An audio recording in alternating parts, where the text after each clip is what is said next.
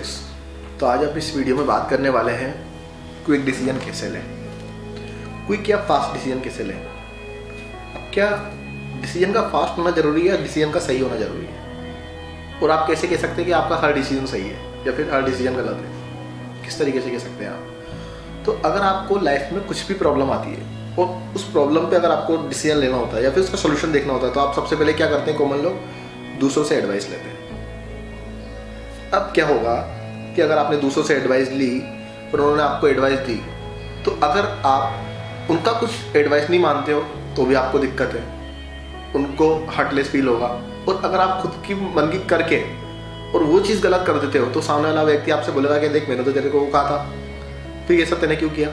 मतलब दोनों ही तरफ में चक्कर है। हाँ, ये हो सकता है कि आपको किसी ऐसे फील्ड की एडवाइस चाहिए जो कि कोई बंदा पहले से उसमें मास्टर है या फिर उसको वो चीज़ आती है, उसने कुछ किया हुआ है, तो हाँ आप उससे एडवाइस ले सकते हो। लेकिन क्या इसका 100% ये है कि आपका वो जो बंदा आपको एडवाइस देगा वो 100% सही होगी? ऐसा होगा नहीं। तो आपको इसके लिए एक रिस्क मैनेजमेंट होता है, उसको सीखना पड़ेगा। रिस्क मैनेजमेंट इसका मतलब ये है कि जब भी आपको कोई भी प्रॉब्लम होती है या कोई भी बिजनेस करना है या किसी भी तरीके का कुछ भी है, तो आपको उसमें रिस्क मैनेजमेंट सीखना होगा। रिस्क मैनेजमेंट बेसिकली क्या करता है कि आपको कुछ भी चीज़ करना है तो, या फिर कोई बिजनेस करना है या फिर आप चाहते हो कि यार मेरे को ये चीज़ करना है, तो उसके लिए आपको क्या करना पड़ेगा कि आपको उसके बेस्ट केस सिनेरियो, सबसे अच्छे से अच्छा इस फील्ड में क्या हो सकता है और सबसे बुरे से बुरा इस फील्ड में क्या हो सकता है।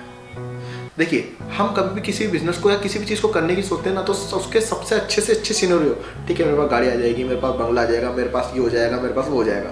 लेकिन एक दूसरी साइड, अगर आपने अपना पैसा पूरा निकाल दिया, खर्च कर दिया, उसके बाद आपने लोन भी ले रखा है, तो आपकी बहुत बुरी हालत हो जाएगी, बहुत बुरी तरीके से, और आप हर तरीके से फंस जाओगे। यहाँ तक कि आप महल से रोड पे आने में आपको बहुत ज़्यादा दिन लगेंगे, ज़्यादा दिन नहीं लगेंगे, केवल 2 या 3 दिन आप यहाँ रहोगे, यहाँ पे आ जाओगे। लेकिन अगर आप यहाँ से आने के बाद यहाँ पे आने का दम रखते हो ना, तो आपका वो डिसीजन आपका सही होगा। क्यों? क्योंकि जब आप किसी भी काम को करते हो, किसी भी चीज़ को करते हो, तो उसका डिसीजन लेने का एक प्रॉपर वे ये है कि उस काम को करने में मेरे को क्या अच्छा होगा और क्या बुरा होगा। मतलब सबसे बेस्ट के सिनेरियोस क्या होंगे वो इस साइड में लिखा, पेपर पेन पे लिख के बकायदा उसको एक इस साइड पे लिखा। वर्स्ट के सिनेरियो, सबसे बुरे से बुरा क्या हो सकता है कि भाई इससे बुरा कुछ नहीं हो सकता, उसको इस साइड में लिखा। वो अगर आपके बेस्ट के सिनेरियोस वर्स्ट के सिनेरियो से ज़्यादा है तो आपका डिसीजन सही होगा, और आपके वर्स्ट के सिनेरियो से ज़्यादा है और बेस्ट के सिनेरियो कम है तो उस डिसीजन को मत लो। जितना जल्दी से जल्दी हो सके उस चीज़ को छोड़ दो। लेकिन अगर आपको बेस्ट के सिनेरियोस अच्छे लग रहे हैं, आपको पॉजिटिव दिख रहा है उसमें, तो उसको क्या करो, फिर जो भी आपके वर्स्ट के सिनेरियो है उसको बेस्ट के सिनेरियो में कन्वर्ट करो।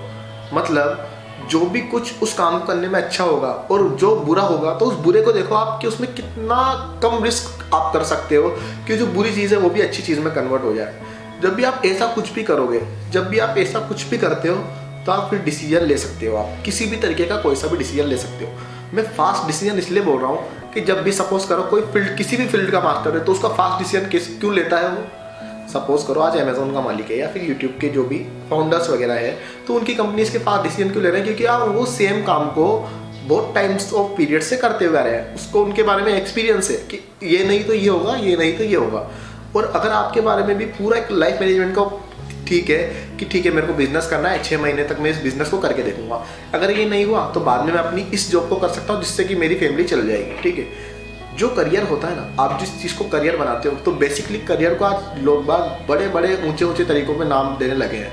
यहाँ से करोड़पति बन जाओ, यहाँ से वो बन जाओ। करियर सिर्फ और सिर्फ पेट भरने के लिए होता है, इसके अलावा करियर का कोई महत्व नहीं है। आप या तो ट्रेडिशनल वे में जाओगे या फिर एक ऑथेंटिक वे में जाओगे। जिस ऑथेंटिसिटी में आप खुद चूज़ करोगे कि आपको क्या करना है। मुझे आर्टिस्ट बनना है, एक्टर बनना है। ट्रेडिशनल वे क्या होते हैं, भाई मैं IPS की तैयारी कर लूँ, IAS की तैयारी कर लूँ, कोई भी गवर्नमेंट जॉब की तैयारी कर लूँ, या फिर मैं एक जॉब में जा सकता हूँ। जो भी ट्रेडिशनल वे है वो आप जो पहले से लोग कर रहे हुए हैं, बना बनाया स्ट्रक्चर है, उसमें आप जाके काम कर रहे हो।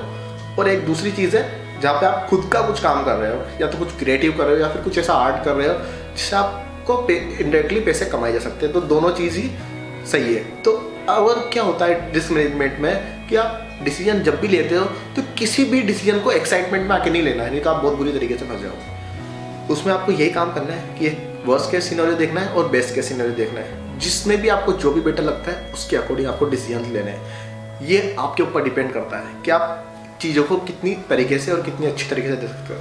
मेरे को एक चीज़ याद आ रही है, शायद रतन टाटा जी ने बोला था कि मैं किसी भी डिसीजन को सबसे पहले लेता हूँ, फिर उसको सही साबित करके दिखाता हूँ। तो इसी तरीके से आपको भी करना है। सो इस वीडियो को अब यही एंड करते हैं। So wish you all the best for your life.